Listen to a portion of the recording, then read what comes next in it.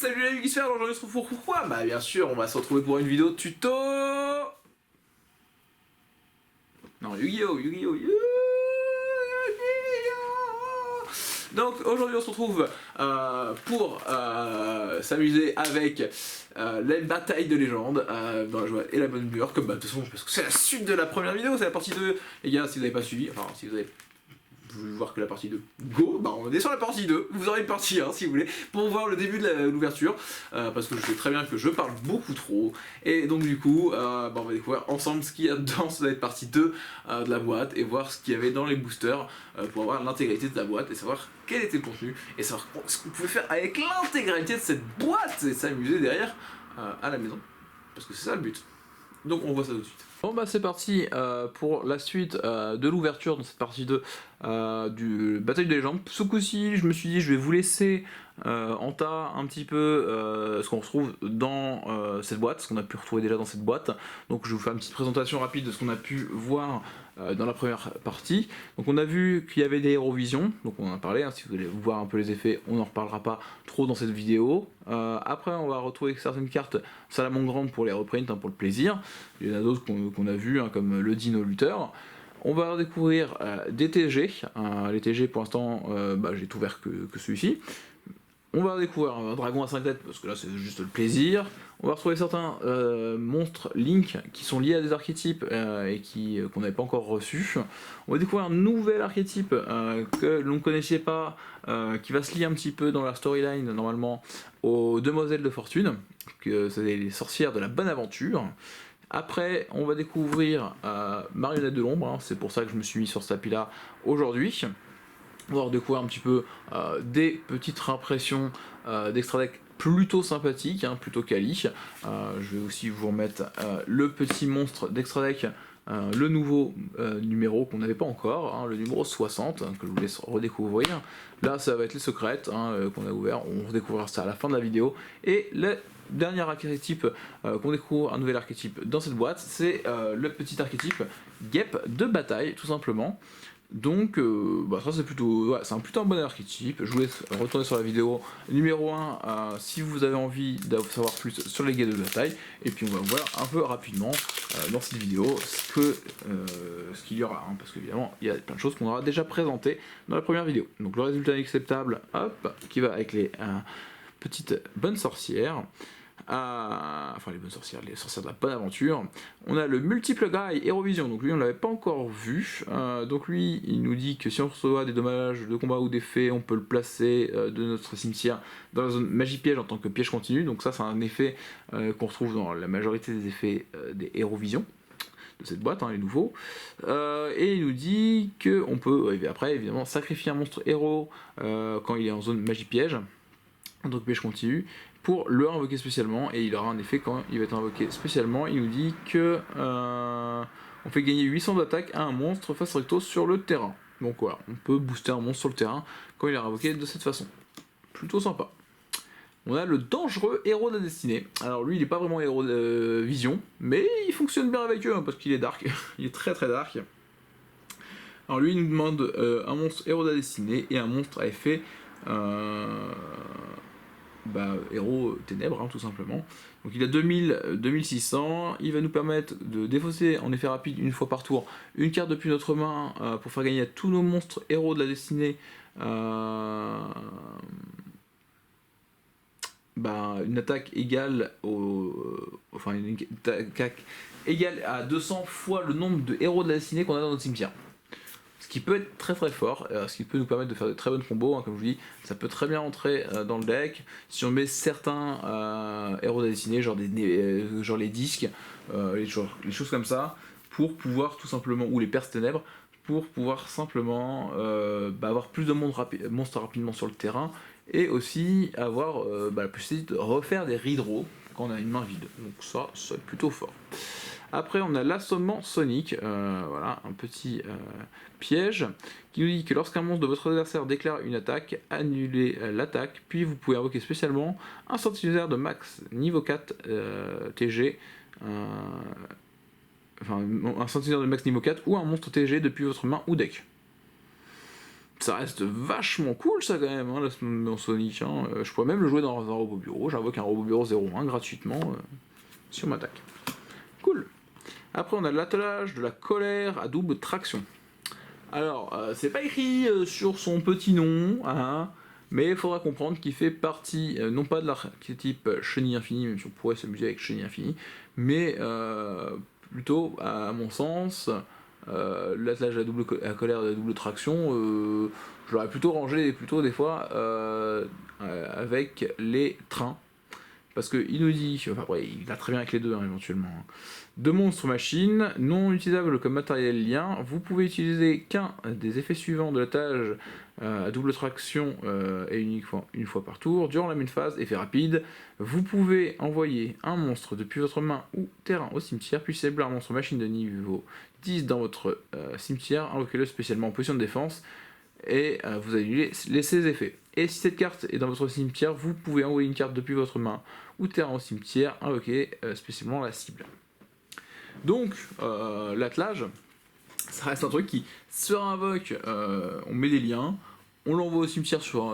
Enfin, on met un X6 en dessous de lui, on l'envoie au cimetière sur un autre lien, puis on va le réinvoquer du cimetière gratuitement pour remettre des liens dans la zone qui pointe sur la droite. C'est plutôt sympa, si c'est bien joué, c'est plutôt cool. Donc hop, je vais ranger dans les monstres archétypes. On va voir hop, ce qu'il y a par la suite. Hein. On va essayer d'aller plus vite que la première vidéo. Ah, on a la maison de pain d'épices. Donc là c'est une piège continue. Enfin une piège continue, une magie continue. Ouais, je vais aller trop vite.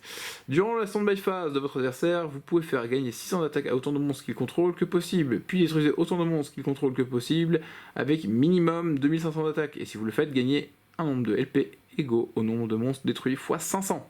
Ce gain d'attaque reste même si cette carte quitte le terrain. Ouais.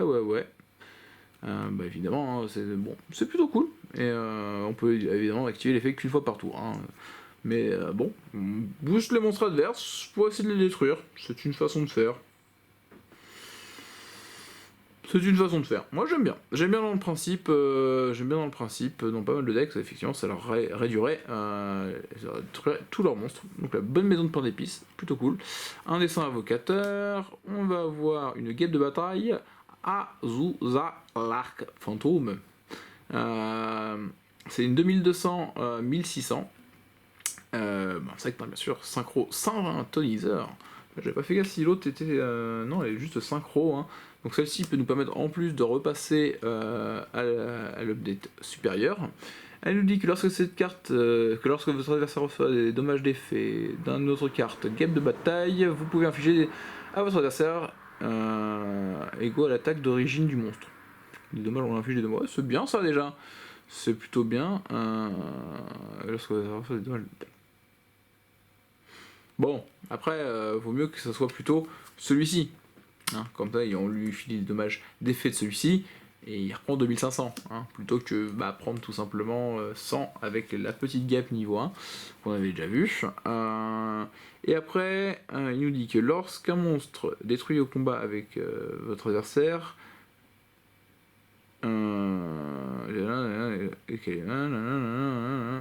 ok. Donc en plus, si un de nos monstres guêpe de bataille est détruit au combat avec un monstre adversaire quand elle est au cimetière, on la réinvoque spécialement, par contre elle sera bannie à la fin du tour. Enfin, elle sera pas bannie à la fin du tour, après, elle sera bannie quand elle partira. Quoi. Donc c'est bien. Ouf, ça c'est ce qu'on aime voir. Hein. Je pense que certains, ça leur fera plaisir de la voir celle-ci. Hop, nickel. La caméra, c'est bien adapté. Donc le chef d'orchestre Harpy 1900. Hop, Link de vent qui nous demande 2 monstres vent et qui nous dit que le nom de cette carte devient Dame Harpy tant qu'elle est face recto sur le terrain ou dans le cimetière. Bon, c'est une Dame Harpy quoi. C'est très bien ça, c'est très bien. Donc on utilise Terror Top Takestonborg, on a une Dame Harpy sur le terrain. Oui mes amis. Et après, elle nous dit que si un ou plusieurs monstres harpies que vous contrôlez sont détruits au combat ou par effet de carte, vous pouvez détruire une magie piège que vous contrôlez à la place. Cool. Certains ont des effets en plus quand elles sont détruites. Et si un autre monstre harpie face recto que vous contrôlez est renvoyé à la main, sauf durant la damage step, vous pouvez cibler un monstre invoqué spécialement contrôlé par votre adversaire, renvoyez-le à la main. Donc quand vous faites l'effet de la harpie qui se renvoie à la main pour réinvoquer une harpie, et ben on dégage en plus un monstre adverse. Donc vraiment, moi ça me donne plus envie, c'est jouer effectivement Terrorstop Taketonborg pour essayer de les invoquer facilement, cette petite chef d'orchestre. Et pouvoir m'amuser en dessous. Alors, hop, on a le dragon blanc Destructo Vivre. Donc lui, il est réimprimé, je pense, tout simplement pour le deck Dragard, hein, pour simplifier la récupération pour ceux qui veulent jouer Dragard, parce que tout simplement, il s'invoque spécialement en bannissant un monstre ténèbres depuis notre cimetière, et il va nous permettre de tuto son pote, l'effronste serpent, quand il va être envoyé au cimetière. Donc en fait, ça fait une petite loupe parce que le effronste serpent va s'invoquer spécialement en bannissant un monstre light. Hop, l'arbaleste qu'on avait déjà vu, une reprint de la faux artefact, pour ceux qui aiment bien sider ça dans leur deck, leur petit deck salamandre grande. Donc on va découvrir la fameuse faux, la faux qu'on peut poser en zone magie piège comme un bluff, comme un petit bluff, et qui va s'invoquer spécialement si elle est détruite dans cette zone là. Et en plus, elle va avoir un effet, si elle est invoquée durant le tour adverse, le reste de ce tour, votre adversaire ne peut pas invoquer spécialement de monstres depuis l'extra deck. Donc en fait ça c'est un out contre beaucoup de decks. Non, t'invoqueras pas de l'extra deck mon coco. On va se stopper là. Et puis c'était sympa ce que t'as fait. Voilà, donc une belle petite faux qui est imprimée pour vous.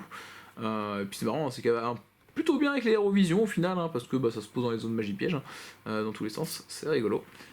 Et on va découvrir encore un link d'archétype, celui des les vents de terreur. Les vents de terreur, alors je sais pas si certains ont connu, c'est un archétype qui est sorti, certains bien sûr ont connu, d'autres non. C'est un archétype qui est sorti en TCG exclu, qui est un archétype de zombie rituel. Donc c'est un petit archétype qui est plutôt sympa quand même, de zombie rituel. Malheureusement il n'a pas percé chez nous. Au Japon ils ont sorti le sauveur pour essayer d'aider le deck. On récupère le sauveur très tardivement, quasiment un an après sa sortie au Japon. Mais bon, c'est pas grave, c'est pas très grave. Il nous manquerait peut-être encore le FA, je sais pas si le FA est... non, on avait récupéré... Non, le FA, je sais plus s'ils l'ont fait, le FA.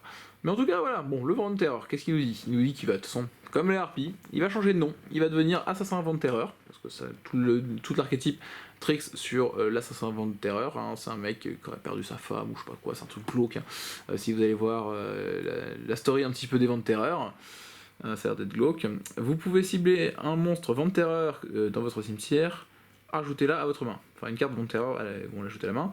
Et on va, durant le calcul de dommages, si cette carte combat un monstre de l'adversaire et effet rapide, vous pouvez envoyer un monstre zombie depuis votre deck au cimetière jusqu'à la fin de ce tour. Le monstre de l'adversaire perd une attaque égale au niveau du monstre envoyé au cimetière, x 200. En fait, ça va nous permettre tout simplement d'attaquer d'abord, parce qu'on invoque facilement le sauveur, on attaque notre adversaire, on envoie le monstre rituel, qu'on récupérera derrière avec le deuxième effet. Voilà, le premier effet. C'est bien, c'est fort, c'est très fort. Hop, un petit sanctuaire. Hop, le sacrifice inutile. Le résultat inacceptable. Encore une arbaleste. Tiens, hop, une nouvelle petite carte. Le dragon fantôme aux yeux complets. Cool! Il a tous ses yeux celui-là! Wouh! C'est scale 0, plutôt cool. Il nous dit qu'une fois par tour, à la fin de la damage step, si votre monstre pendule dragon a attaqué un monstre de l'adversaire, vous pouvez activer cet effet. Il peut attaquer une nouvelle fois à la suite, et on ne peut pas déclarer d'attaque le tour où on active cet effet, sauf avec le monstre. Donc c'est à dire que si on a un gros monstre dragon pendule, tape 2 fois.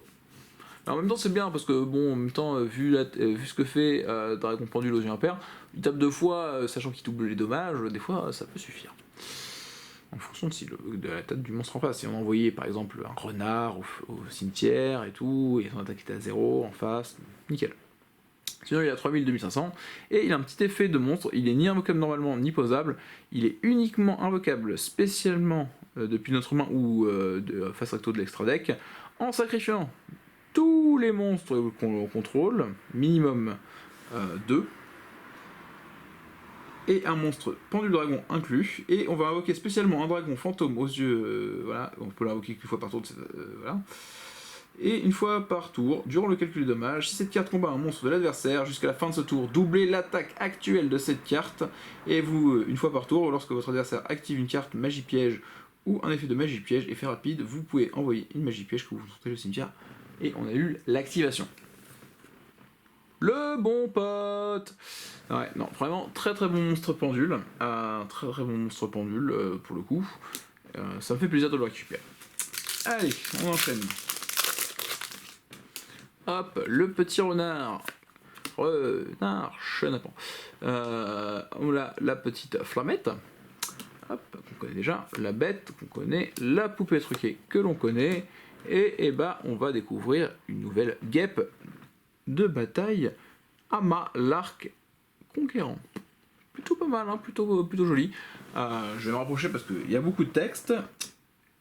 Alors, si cette carte est invoquée par synchronisation en utilisant un monstre synchro comme matériel, elle peut faire une seconde attaque durant chaque battle phase. Vous pouvez utiliser chacun des effets suivants qu'une fois par tour. Lorsque cette carte inflige des dommages de combat à votre adversaire, vous pouvez faire perdre 1000 d'attaque def à tous les monstres actuellement contrôlés par votre adversaire. À la fin de votre battle phase, si votre adversaire n'a pas reçu de dommages de combat cette phase, vous pouvez infliger 300 points de dommages à votre adversaire pour chaque monstre game bataille dans votre cimetière. Bon, d'infliger les 8000 avec Titi, ça va être compliqué. Par contre, on peut quand même infliger rapidement pas mal de dégâts, hein, si on fait des synchro up, ça va aller vite, hein, on va avoir déjà 5 monstres, ça fait déjà 1500 gratuitement, hein, si on tape que des monstres en position de défense. Et sinon, si c'est des monstres en position d'attaque, l'adversaire va commencer à douiller parce qu'il attaque 2 fois, en toute logique, et il va pouvoir comme ça, du coup, hop, il tape 2 fois, il nous permet d'avoir du gros monstre. Non, j'aime bien, j'aime beaucoup. Alors, le numéro 60 qu'on a déjà vu, le minimum ray, encore une fois, l'essaim invocateur, hop, le synchro, on l'a déjà vu, le Draglubion, hein, on va essayer de le prononcer correctement, je sais pas comment vous le diriez à la maison, mais en tout cas c'est une 3000, 3000, ça a de la patate, c'est quand même un rang 8, il commence à casser les culs, et 97, le numéro 97 les amis, c'est cool, presque tous les numéros, on a presque tous les numéros. Alors, votre adversaire ne peut pas activer cette carte avec des effets de carte. Vous pouvez détacher un matériel de cette carte. Prenez 2 monstres dragons, numéros de noms différents, numéro 97 exclu depuis votre extra deck, et ou cimetière, invoquez spécialement l'un d'eux et attachez lui l'autre monstre comme matériel. Et aussi, vous ne pouvez ni invoquer spécialement d'autres monstres, ni déclarer d'attaque, sauf avec le monstre invoqué, spécialement le reste de ce tour. C'est cool. Ouais. 2 dragons numéros, puis on les attache les uns aux autres. Ça peut être sympa en fait dans les decks, les decks gros spam de Xyz, pour s'amuser à récupérer plusieurs fois éventuellement certains des gros numéros niveau 8 ou plus qui pourraient exister. Après on va découvrir le faucon, qu'on connaît déjà. La lisée qu'on connaît, je crois que j'ai vraiment le Shadow, il y a encore une bête marionnette de l'ombre, donc le Shadow, je crois que j'ai ce qu'il faut les amis, j'aurai ce qu'il faut. On va, surtout que j'ai, voilà, avec les Valhalla et tout ça, j'ai eu les reprints des fusions, il n'y a aucun souci, l'apparition, on l'a déjà vu, et on va découvrir l'interruption de Somei Kaiju en version secrète du coup, hein, pas mal, hein, vraiment joli. Cette version d'interruption de Somei Kaiju, c'était pour faire plaisir aux joueurs, je pense, parce que c'est une carte qui revient un petit peu de temps en temps, et qui va nous permettre de détruire tous les monstres sur le terrain, et invoquer 2 Kaiju, un sur chaque terrain, et en plus, une fois que ça c'est fait, au tour suivant, on peut bannir encore l'interruption du Somei Kaiju, pour aller tuto encore un Kaiju dans son deck. C'est une bonne carte, hein, c'est une très bonne carte, hein, l'interruption, j'aime beaucoup. Alors, on découvre le Trinité, le gros couillu, hein, très très fort, le Trinité. Il tape fort, très très fort. Après la guêpe de bataille, hein, les guêpes de bataille qu'on a déjà vu, malheureusement, guêpe de bataille, et un cycle nécrose, qui fera plaisir aux joueurs de nécrose, hein, qui avaient sûrement voulu récupérer un peu de nécrose dans du pot, et bah voilà, vous avez les cartes qui vous manquaient éventuellement dans le pouvoir du duel, qui sont réimprimées tout simplement ici, voilà, pour que vous puissiez les réavoir et pouvoir monter votre deck nécrose facilement. Donc sympa Konami, sur ce coup-là, il faut quand même des reprints parce qu'ils savent que y a certaines cartes qui deviennent compliquées à récupérer pour certains, donc hop, on les réimprime pour les redonner l'accès à tout le monde. Oui, hein, comme le Shadow, hein, qui est un très vieux deck. Ouh, le dernier il fait plaisir. Le dernier on l'a pas vu. C'est le fameux Cyberstein. Hein, donc ça c'est un classique, le petit Cyberstein secrète. Alors le niveau 2, 700, 500. Donc ça c'est une carte qui était très très compliquée jusqu'alors à la récupérer, sachant qu'elle venait de se faire débannir. Donc c'était vraiment compliqué de la récupérer. Bon, vous savez ce que ça fait, hein, Cyberstein? Tout simplement, ça va nous permettre d'invoquer spécialement, on paye 5000 points de vie quand même, hein, mais on invoque spécialement un monstre fusion depuis notre extra deck. En position de deck.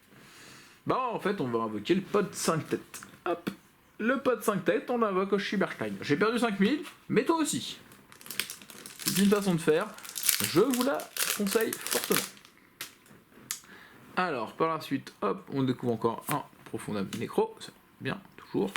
Minimum Ray. Une pleine lune d'or. Ça, c'est sympa comme petite carte, la pleine lune d'or. Une magie normale qui va nous dire qu'on va ajouter 2 cartes de notre main à la main de notre adversaire. Et après, on va piocher 2 cartes. Bon, ça peut pas être un pari stupide, mais dans certains decks où vous savez que vous jouez plein de destruction de cartes, plein de machins, vous pouvez filer des cartes à votre adversaire, lui faire défausser, de toute façon ça ira dans votre cimetière, et limite si vous jouez des trucs qui trigger quand ils vont au cimetière, on continue. Encore un Trinité, je commence à l'avoir un certain nombre de fois, ce Trinité, hein, sachant que je l'ai aussi en commune, mais bon, c'est pas grave. Et le Dino Luther, Pancraceratops, vous voyez, hein, ça va faire vraiment partie, comme je disais dans la première vidéo, des cartes que je vais mettre à l'échange. Hein, le Dino Luther, je l'ai en commune, j'en ai pas besoin d'un playset en secrète en plus.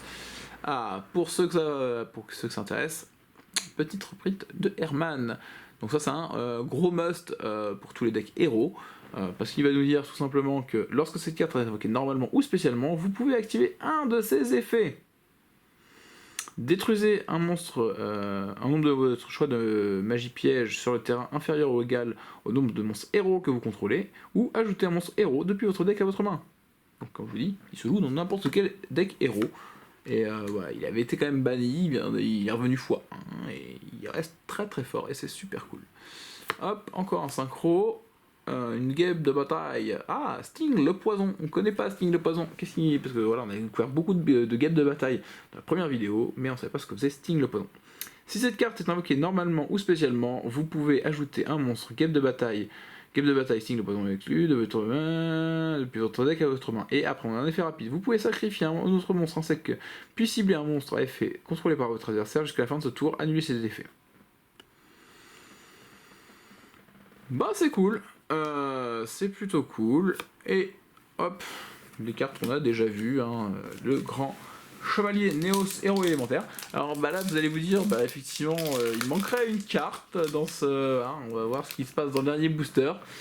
Allez, on découvre ensemble, on va voir tout doucement ce qui s'y passe. Encore une faux. Ok. Parce que effectivement il y a des cartes que j'aurais aimé et que j'ai pas forcément vu, mais c'est des choses qui arrivent, après on peut pas tout avoir. Un autre squelette métallique TG. Bon, c'est plutôt cool d'en avoir 2. Ça reste une très bonne carte. On va pas voir la dernière, tout de suite. Une pierre miracle. Une nouvelle carte pour nos amis les sorcières de la bonne aventure. Une magie continue qui nous dit vous ne pouvez contrôler qu'une pierre miracle. Tous les monstres magiciens que vous contrôlez gagnent 500 d'attaque deck pour chaque monstre sorcière de la bonne aventure que vous contrôlez de noms différents. Une fois par tour, lorsqu'une attaque est déclarée impliquant un monstre, vous pouvez piocher une carte. Ouais. Donc en fait, avant de se booster, en fait, on pourrait les avoir toutes à 2500. Pas plus. À part si un monstre d'extra deck sortir de la bonne aventure. Bon, on pourrait toutes les faire monter à 2500. Ça reste quand même convenable pour ces petites sorcières qui se spé les unes les autres. C'est une bonne carte. Je l'attendais un petit peu. Qu'il y ait quand même une carte qui fasse ça, hein, bien sûr. Ah, une poupée truquée marionnette chimère. Bon. Qu'est-ce qu'on a ici? Une bonne carte, hein, j'espère, les amis. Hein. Et bah, c'est le Vaillon Hérovision. Alors, je vais pas dire que c'est une mauvaise carte, hein, même si je l'ai déjà en certain nombre à la maison, parce que c'est une carte que j'aime beaucoup et que moi je me suis intéressé tout de suite dès sa première sortie. Hein, la première sortie où il est arrivé, j'en avais déjà récupéré un bon nombre. Si cette carte est invoquée normalement ou spécialement, vous pouvez envoyer un monstre héros depuis votre deck au cimetière, et après on peut utiliser cet effet de Hérovision qu'une fois par tour, bien sûr, et une fois par tour, vous pouvez bannir un monstre héros depuis votre deck, depuis votre cimetière, et ajouter une polymérisation depuis votre deck à votre main. Donc ça nous permet d'ajouter aussi fusion alternative, éventuellement, et c'est quand même vachement cool, parce que fusion alternative est toujours une polymérisation, mais en tout cas, non, le Vaillon est vachement bien. En tout cas, et je veux dire beaucoup de fois encore, en tout cas, le Toucan, le Chouka, on va arrêter de parler d'oiseaux. En tout cas, voilà, j'ai quand même des secrets plutôt sympas dans dans ces boosters. Effectivement, certains ça serait peut-être attendu à ce que j'ai de la chance, que j'ouvre un épée Borel ou peut-être une mobilisation d'attaque. On verra peut-être dans d'autres boîtes, hein, vous verrez peut-être ça sur Yu-Gi-Oh! En fonction de ce qu'on ouvrira là-bas aussi. En tout cas, moi je suis quand même plutôt content de ma boîte, parce que le Dragon à 5 était vraiment magnifique, le Silverstein est bien, les guêpes de bataille m'intéressent énormément et je suis content d'en avoir pas mal déjà. On va voir ce qui se passe avec ma deuxième boîte. Et derrière, les marionnettes de l'ombre, je vais pouvoir les rejouer. Les héros, je vais peut-être m'y intéresser. C'est pas forcément le deck que je vais m'intéresser en premier. Mais il y a de bonnes choses. Et puis les sorcières de la bonne aventure, c'est de s'amuser avec. Hein. J'aime bien les petits magiciens, donc on va s'amuser avec. En tout cas, ouais. Bonne ouverture. Bon, les gars, c'est fini. C'est tout simplement fini. On a ouvert toute cette boîte. Elle est vide. Les boosters sont vides. C'est triste. Mais il y a eu du bon, il y a toujours du bon, évidemment. Il y a toujours du bon pour les builders, et j'espère que vous à la maison, vous aurez aussi un peu de chance dans vos ouvertures, si vous avez envie d'ouvrir un petit peu de bataille de légende. Sinon, vous n'êtes pas obligé, hein, vous n'êtes pas obligé de vous en ouvrir. Vous faites comme vous voulez. En tout cas, sinon pour les autres, et puis enfin pour tout le monde en fait, non, pour tout le monde, ça va être juste l'heure du duel.